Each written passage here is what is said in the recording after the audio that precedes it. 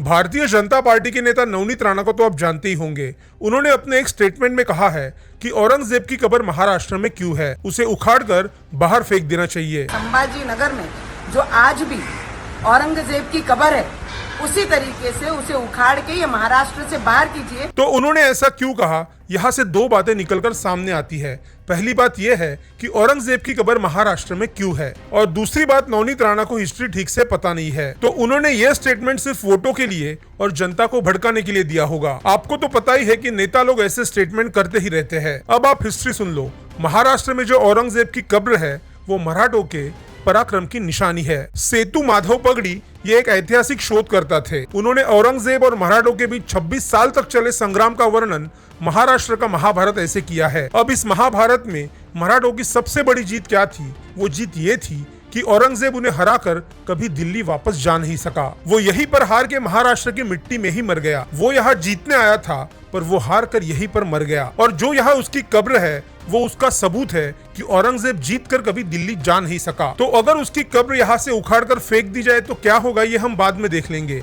पहले हम ये देखेंगे कि औरंगजेब की कब्र महाराष्ट्र में क्यों है। आप सभी में से बहुत से लोगों को यह पता होगा कि 1681 में औरंगजेब दक्षिण में उतरा था। वो सबसे पहले बुरहानपुर में आया और तब छत्रपति संभाजी महाराज ने बुरहानपुर को पूरा तबाह कर दिया था। ये जो बुरहानपुर की लड़ाई है ये आपको मूवी के पहले ही दिखाई गई है। उसके बाद औरंगजेब महाराष्ट्र के संग्राम में पूरी तरह से बिजी हो गया था। उसे कुछ भी कर मराठों को हराना था। फिर उसके बाद 1689 में औरंगजेब ने छत्रपति संभाजी महाराज की हत्या कर दी। उसे ऐसे लगने लगा कि अब मराठे हार गए हैं। पर तब औरंगजेब के सामने खड़ी हो गई महाराजा राजाराम की पत्नी रानी ताराबाई। औरंगजेब उनके साथ भी लड़ने लगा पर औरंगजेब को जीत कभी मिल नहीं सकी। उसी बीच औरंगजेब ने आदिल शाही और कुतुब शाही को खत्म कर दिया था, पर मराठों को हराना उसे पॉसिबल नहीं था। फिर 1701 से 1705 तक औरंगजेब ने खुद मराठों के किले जीतना शुरू कर दिया। ये किले जीतने के बाद औरंगजेब 1705 में कर्नाटक की मुहिम पर चला गया और ये उसकी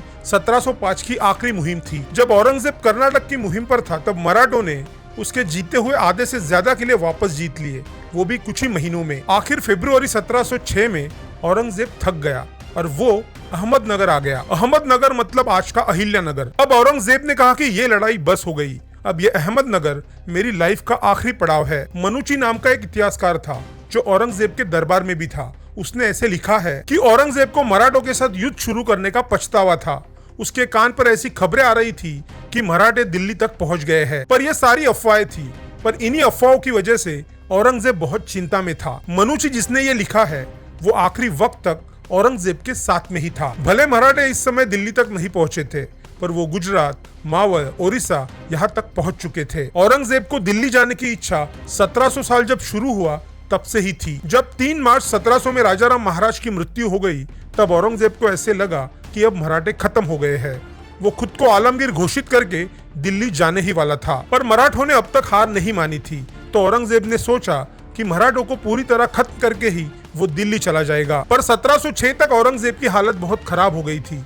वो मराठों को हरा नहीं सकता था। तो ऐसे में दिल्ली जाकर मैं क्या मुंह दिखाऊं, उसकी वो बहुत चिंता में था। 26 सालों तक चले इस संग्राम में उसने क्या हासिल किया, उसके पास उसका जवाब नहीं था। हर साल उसके 1 लाख से भी ज्यादा लोग मारे जा रहे थे।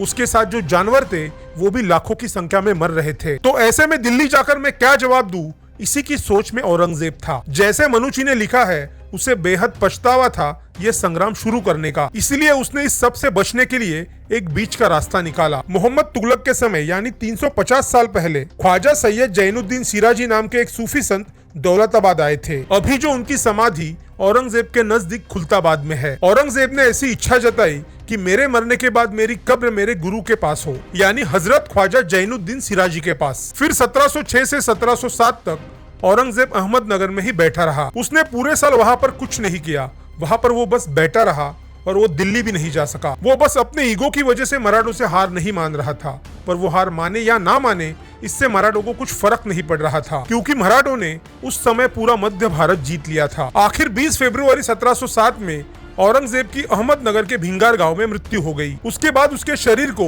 भिंगार गांव से खुलताबाद लाया गया और वहां पर उसके बेटे आजम शाह ने उसकी अंतिम विधि की और वहीं पर हजरत ख्वाजा जैनुद्दीन के पास उसकी कब्र बांधी गई। आपने फिल्म में देखा होगा कि औरंगजेब हमेशा कुछ ना कुछ काम करता रहता था।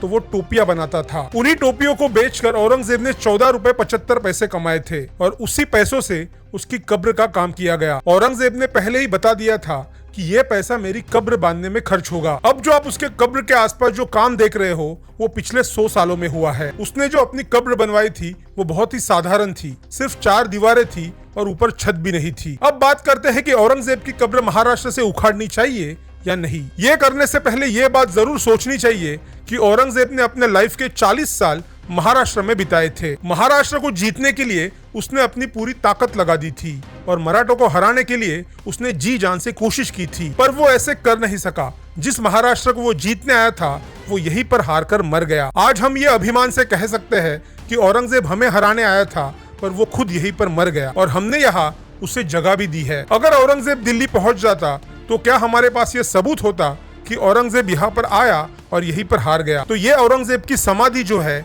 ये सबूत है औरंगजेब की हार का। ये सबूत है हमारे योद्धाओं का कि उन्होंने कभी औरंगजेब को जीतने नहीं दिया। वो यहाँ से कभी दिल्ली जा नहीं सका, ऐसी हालत उसकी हो गई थी। तो अगर हमने उसकी कब्र यहाँ से उखाड़ दी तो ये सबूत मिट जाएगा और आने वाली जनरेशन को ये हिस्ट्री घुमा फिराकर बताई जा सकती है। तो जो नवनीत राणा ने जो कुछ कहा उसे सुनकर आपको अच्छा लगा होगा, पर ऐसा करने से आगे की जनरेशन के लिए पूरी हिस्ट्री बदल जाएगी। तो ऐसी बातें सुनकर बिल्कुल उत्तेजित मत होना। औरंगजेब की कब्र उसकी हार की निशानी है। अगर आपको ये वीडियो अच्छी लगे तो इसे शेयर जरूर कर देना और चैनल को सब्सक्राइब कर देना। जय भवानी, जय शिवाजी, जय श्री राम।